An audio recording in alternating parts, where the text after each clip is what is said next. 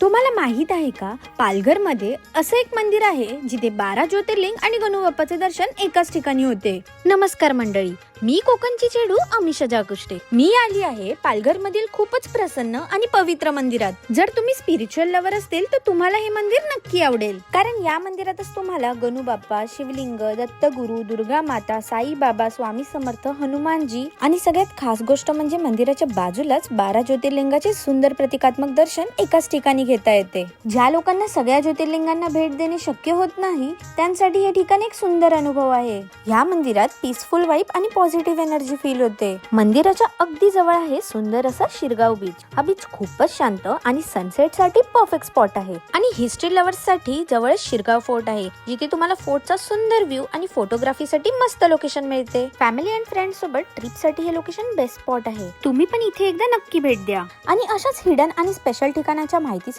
माझ्या पेजला फॉलो करा आणि YouTube चॅनलला सबस्क्राईब करा. आणि ह्या व्हिडिओला लाईक, कमेंट आणि शेअर करायला विसरू नका. Okay, bye.